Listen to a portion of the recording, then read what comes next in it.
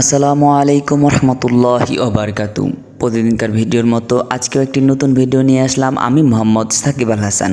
আজকে আমি আপনাদের সাথে এমন একটি ভিডিও শেয়ার করতে চলেছি যে একজন পোস্টম্যান কিভাবে চিঠি দেয় সেটা নিয়ে আপনারা হয়তো থাম্বনেল দেখে বুঝতে পেরেছেন আজকের ভিডিওর ক্যাটাগরি। তো আমরা আজকে দেখব যে একজন পোস্টম্যান কিভাবে সারাদিন চিঠি দেয়। তো আমি সেই পোস্টম্যানের কাজটা করব, যে আজকে সারাদিন চিঠি দেব এবং আমার অভিজ্ঞতাগুলো আপনাদের সাথে শেয়ার করব। যে চিঠি দেওয়ার পূর্বে বা আগে যে কাজটি করতে হয়, আমাদের এভাবে এন্ট্রি করে নিতে হয় চিঠিগুলো। আমি এন্ট্রি করা শেষ, তারপর আমি এখন রেডি হয়ে গেলাম এই চিঠিগুলো দেওয়ার উদ্দেশ্যে। আমি এই চিঠিগুলো এখন দিতে যাব, যে কোথায় কোথায় আগে লোকেশনগুলো সেট করে আমি এই চিঠিগুলো দিয়ে আসব। তো বাংলাদেশে কয়েকদিন ধরে তেল না থাকার কারণে আমাকে এই সাইকেলটা নিয়ে যেতে হবে এই চিঠিগুলো দেওয়ার জন্য। আমি এই সাইকেলটা নিয়ে প্রস্তুত হয়ে গেলাম যে চিঠিগুলো আমাকে দিতে হবে এই সাইকেলটা নিয়ে। আজকে আমাদের সাথে থাকছে এই সাইকেলটা নিয়ে আমি বেরিয়ে পড়লাম এই চিঠিগুলো দেওয়ার উদ্দেশ্যে।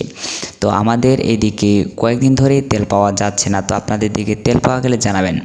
আমরা যাওয়ার পথে একটা রাস্তা পড়ে গেল, আপনাদের রাস্তাটা দেখতে পাচ্ছেন। একটি সরু রাস্তা বললেও ভুল হয়, এটি একটি কান্দর বাড়ি বা ক্ষেতের একটি আইল। এই আইল দিয়ে আমাকে যেতে হচ্ছে। দেখেন তাহলে একজন পোস্টম্যানের কতটা কষ্ট হয় যাওয়া আসা বা একটা চিঠি দেওয়ার জন্য। এই রাস্তাটা এতটাই খারাপ যে একটু এদিক ওদিক হলেই সাইকেলটা আমার পড়ে যেতে পারে, পড়ে গিয়ে আমারও ব্যথা পেতে পারি। তো এই রাস্তা দিয়ে আমাকে কিছু মতো পার হয়ে যাইতে হবে যেভাবে হোক। আপনারা দেখছেন এই রাস্তাটা আমাকে খুব কষ্ট করে পার হইতে হয়েছে, যা এক ধরনের হয়রানি বলা যায়। তো আমি এই রাস্তাটা পার হয়ে এই বাড়িতে চলে আসলাম চিঠিটা দেওয়ার জন্য। তো আমি এখানে আসে এই চিঠিটা আমি মূলত দিয়ে দিলাম।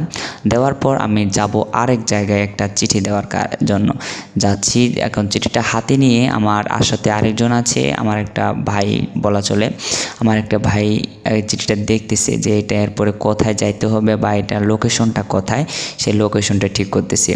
লোকেশনটা ঠিক করার পর আমরা আবার রওনা দেব যে এই চিঠিটা পাওয়া যাবে কিনা। তো আমরা এটা দেখলাম যে এটা সম্ভবত সামনে। তো আবার সাইকেল নিয়ে আমরা হাঁটা দিয়ে দিলাম।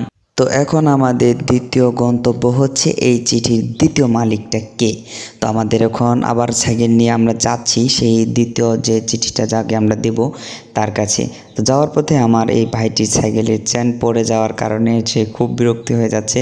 সাইকেলের চেনটি ওঠার পর আমরা আবার রওনা দিয়ে দিলাম। আমরা যাচ্ছি, যাওয়ার পথ একটি বাজার পেয়ে গেলাম। এই বাজারে আমরা জিজ্ঞাসা করব যে আসলে এটা কি, এই মহান ব্যক্তিটাকে আমরা খোঁজার পরে আলহামদুলিল্লাহ পেয়ে গেছি সেই মহান ব্যক্তিটাকে। ইনি হলে সেই মহান ব্যক্তি। তাকে চিঠিটা দিয়ে আলহামদুলিল্লাহ আজকের মতো কাজ শেষ করে আমরা রওনা দিলাম বাড়ির উদ্দেশ্যে। তো একজন পোস্টম্যানের এতটাই কষ্ট হয় যে এতটা হয়রানি করতে হয় যে তাকে খুঁজতে হয়, আবার অনেক সময় অনেক রকম কাইয়াতে পড়তে হয়। তো এইটুকু করে পোস্টম্যানরা প্রতিনিয়ত বাংলাদেশের ডাক বিভাগের যে কাজটা তারা করে যাচ্ছে। ভিডিওটি ভালো লাগলে লাইক এবং সাবস্ক্রাইব করুন।